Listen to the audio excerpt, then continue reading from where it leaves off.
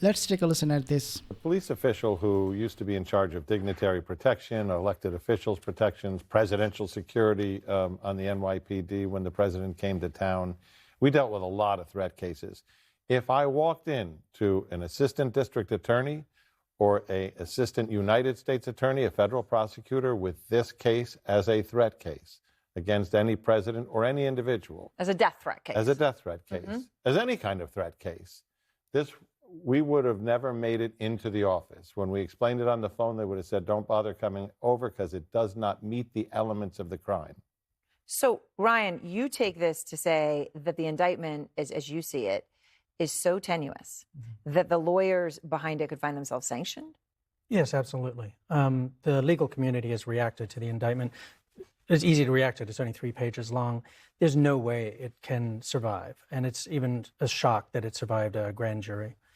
The indictment is using a statute that the Supreme Court has interpreted very, very narrowly.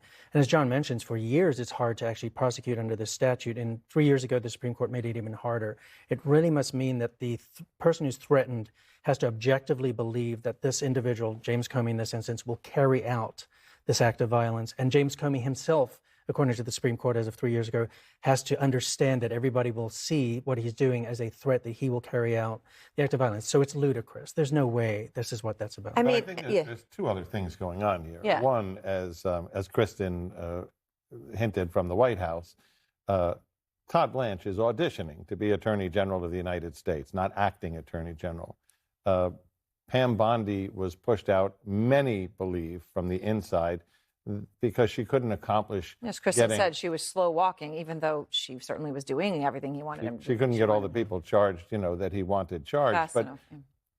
Donald Trump and Todd Blanche both understand that none of these cases that have failed and failed again were going to make it to a conviction in a court of law. But if you went to the FBI profilers and said, why does someone do something like this? The question to ask is, who do you want to feel hurt the way you felt hurt?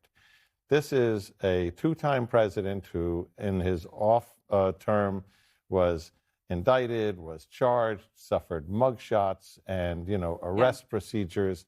I don't think he expects a conviction. I think what he's looking for is the humiliation of the process because, as every lawyer who looks at these cases says, they're impossible to convict. Is that what this is about? The humiliation and the cost? And this is going to muck up Comey's life for a while?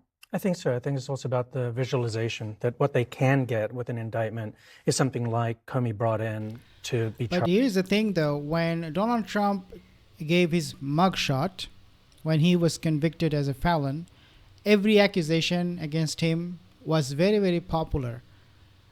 Unlike that, this time it is going to be so unpopular, it will just add one more humiliation for Donald Trump. Trust me.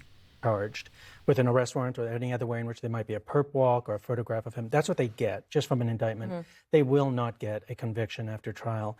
And the Justice Department manual that has stood around for decades says prosecutors must never bring a charge unless they believe not just that there's probable cause to convince a jury, but they need to be assured that they have beyond a reasonable doubt that it will convince a jury at trial. And there's no way that this would survive such a... So how, Ty, I know was saying you think it's be dismissed. Sounds like obviously you're saying lawyers couldn't be sanctioned. How quickly do you think it happens? That's going to be hard.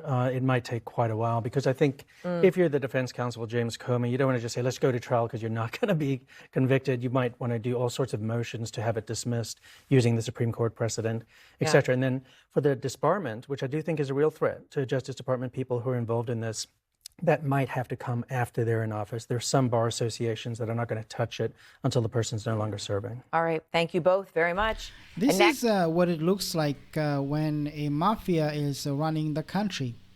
Trump has turned himself into some kind of a thug in White House, just doing whatever pleases him, taking revenge, settling past scores with his rivals.